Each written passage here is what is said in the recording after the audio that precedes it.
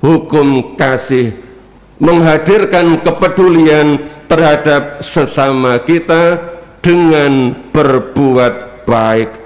Dalam bacaan pertama hari ini, Rasul Paulus menunjukkan keunggulan dari berbuat baik. Dikatakan dalam surat Paulus kepada jemaat di Roma bab 2 ayat 7, hidup kekal akan diberikan kepada mereka yang dengan tekun berbuat baik. Mari kita isi hari ini dengan berbuat baik. Satukan kami umat-Mu ya Tuhan, dalam Kristus jadi satu warga, hingga kami sehati dan sejiwa memuliakan Tuhan. Dalam nama Bapa dan Putra dan Roh Kudus, amin. Rahmat dan damai sejahtera dari Allah Bapa dan dari Tuhan kita Yesus Kristus bersamamu. Saudara-saudari yang dikasihi Tuhan, selamat pagi. Mengawali hari ini, mari kita bersama-sama bersatu hati dalam perayaan Ekaristi. Mari kita bersama-sama menghadap Tuhan dalam semangat kerendahan hati yang kita tandai dengan pengakuan akan segala kekurangan dan kesalahan serta dosa kita, terlebih kalau dan karena kita tidak selalu mampu untuk berbuat baik. Mari kita hening sejenak. Kita nyatakan bersama tobat kita. Saya mengaku kepada Allah yang Maha Kuasa dan kepada saudara sekalian bahwa saya telah berdosa dengan pikiran dan perkataan, dengan perbuatan dan kelalaian. Saya berdosa, saya sungguh berdosa. Oleh sebab itu saya mohon kepada Santa Perawan Maria, kepada para malaikat dan orang kudus, dan kepada saudara sekalian, supaya mendoakan saya pada Allah Tuhan kita. Semoga Allah yang Maha Kuasa mengasihani kita, mengampuni dosa kita, dan mengantar kita ke hidup yang kekal. Marilah berdoa. Allah Bapa yang Maha Rahim, Engkau menganugerahkan karunia kepada kami seturut rencana belas kasih-Mu. Semoga kami mendengarkan Putra-Mu yang menuntun kami untuk hidup rendah hati, mampu untuk berbuat baik terhadap sesama, serta rela menerima sesama kami apa adanya. Dengan pengantaran Yesus Kristus Putra-Mu Tuhan kami, yang bersama dengan Dikau dalam persatuan Roh Kudus, hidup dan berkuasa Allah sepanjang segala masa. Pembacaan dari surat Rasul Paulus kepada jemaat di Roma. Hai manusia, siapapun juga engkau, kalau menghakimi orang lain, engkau sendiri tidak bebas dari kesalahan. Sebab dalam menghakimi orang lain, engkau pun menghakimi dirimu sendiri, karena engkau yang menghakimi orang lain melakukan hal-hal yang sama. Tetapi kita tahu bahwa hukuman Allah berlangsung secara jujur atas mereka yang berbuat demikian. Dan engkau, hai manusia, engkau yang menghakimi mereka yang berbuat demikian, sedangkan engkau sendiri melakukannya juga.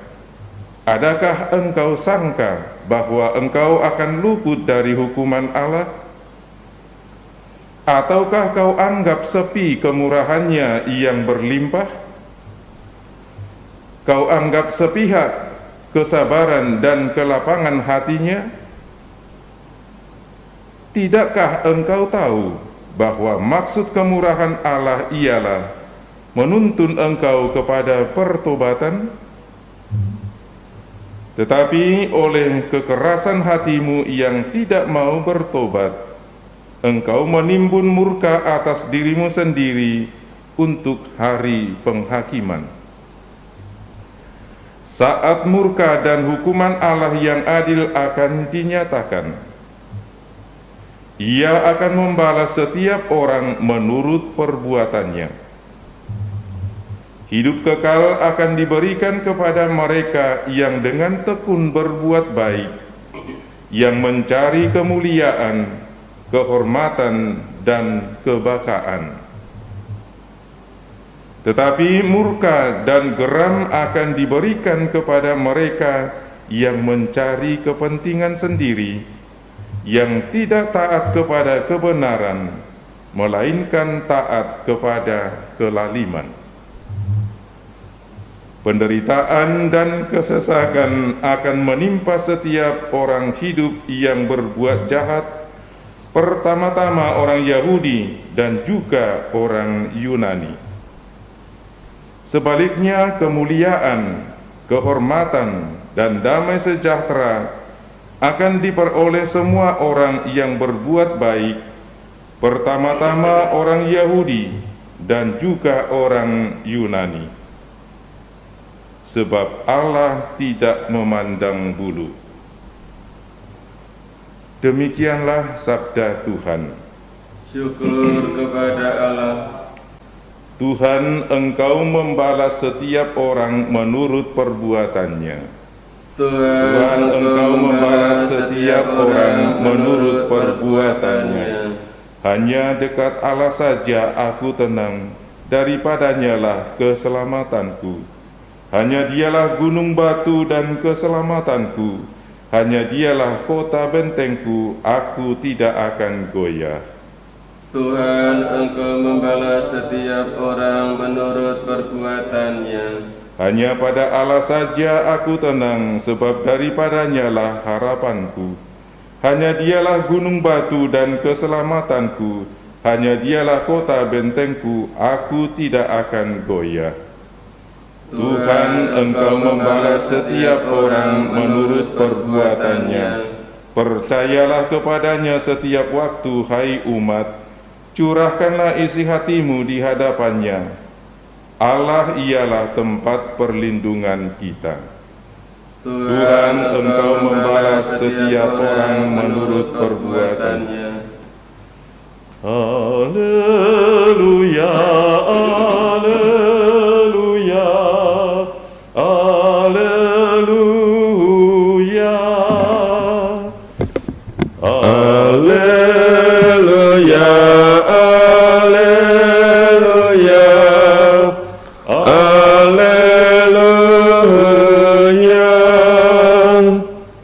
Domba-dombaku mendengar suaraku, sabda Tuhan.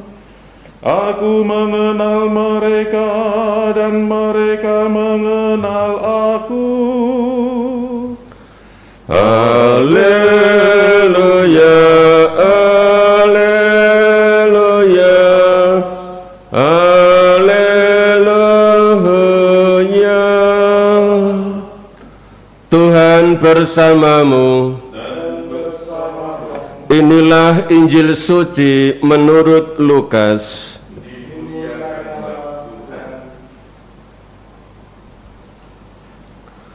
Sekali peristiwa, Yesus bersabda, "Celakalah kalian, hai orang-orang Farisi, sebab kalian membayar persepuluhan dari selasih, inggu dan segala jenis sayuran, tetapi kalian mengabaikan keadilan dan kasih Allah. Yang satu harus dilakukan dan yang lain jangan diabaikan. Celakalah kalian, hai orang-orang Farisi, sebab kalian suka duduk di tempat terdepan di rumah ibadat dan suka menerima penghormatan di pasar. Celakalah kalian, sebab kalian seperti kubur yang tidak memakai tanda.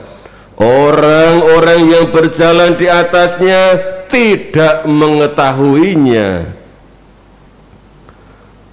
Seorang ahli Taurat menjawab, "Guru, dengan berkata demikian, engkau menghina kami juga." Tetapi Yesus berkata lagi, "Celakalah kalian juga, hai ahli-ahli Taurat, sebab kalian meletakkan beban-beban yang tak terpikul pada orang, tetapi kalian sendiri tidak menyentuh beban itu dengan satu jari pun."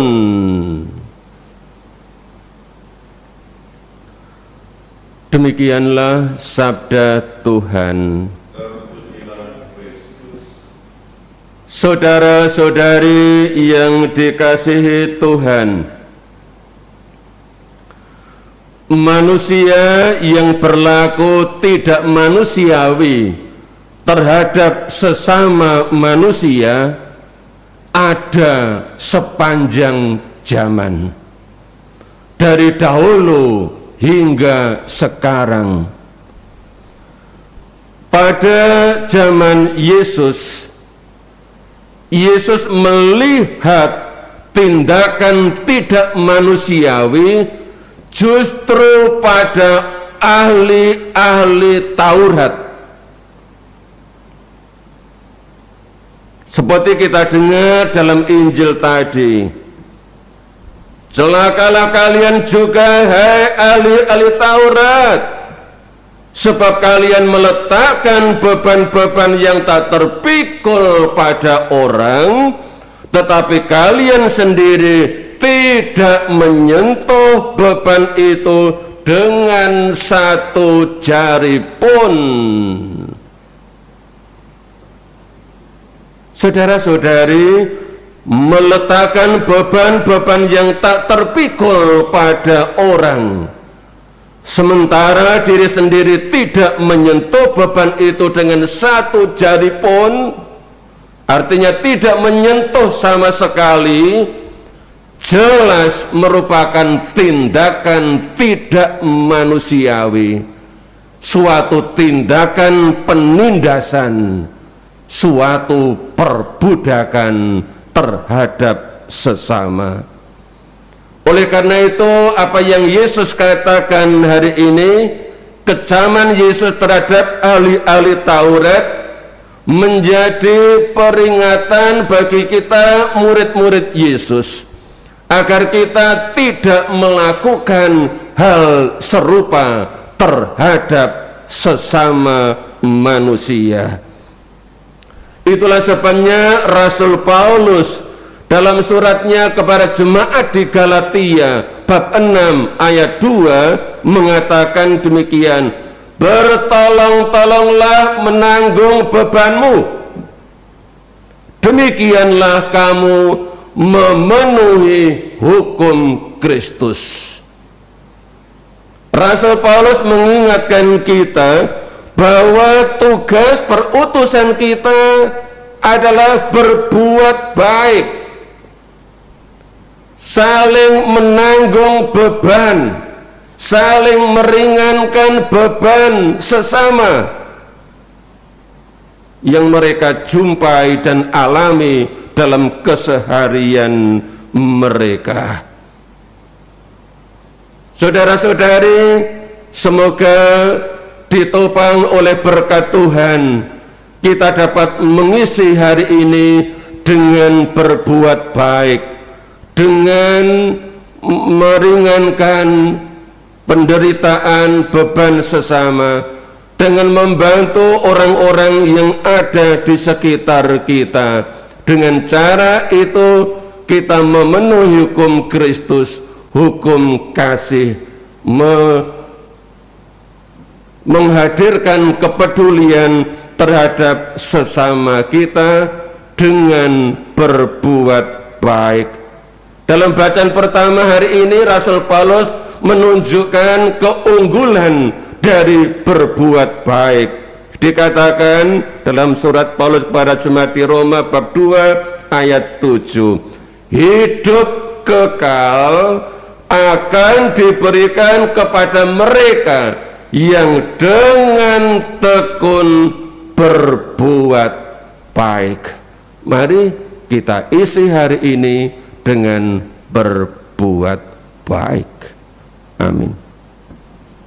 Marilah berdoa.